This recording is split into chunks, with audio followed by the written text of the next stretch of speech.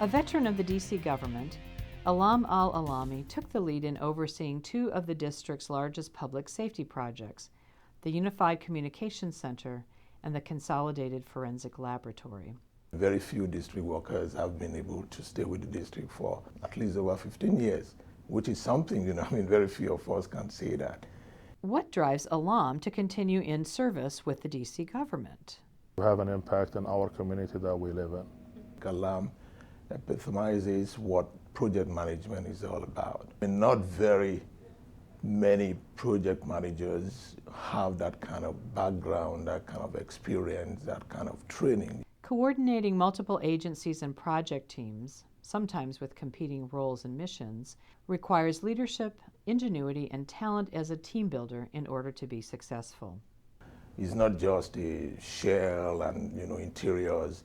It is a building with tons and tons of complicated equipment in there. So you can imagine when you have to coordinate and manage all these various people, consultants, in the realization of this project.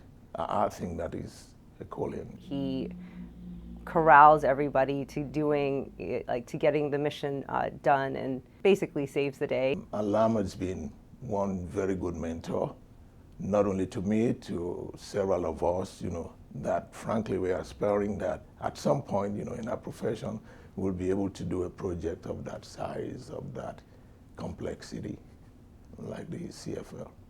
I would hesitate to call it DCCSI, but the Consolidated Forensic Lab is about as close as I've seen in real life to what you get on TV. This building is state of the art. It is the pinnacle of forensic facilities that I have seen to date.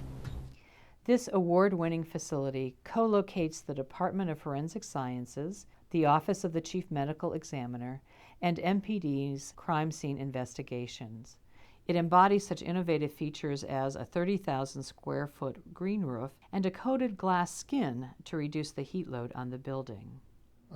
We have already documented that this building is saving at least 30% on the annual energy cost, to the city. They do sum up to about $600,000 a year.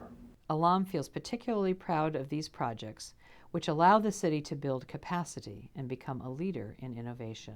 For many years, we used to outsource, a lot of our DNA testing, as an example, to the federal government, to the FBI labs. Now we brought that workload back into the city. I think it's taught me one thing, to be very humble. I think that Allam is somebody that doesn't have any air about him. He's very simple, regardless of the fact that he's done so much, not only in his life, but in the city and for the city.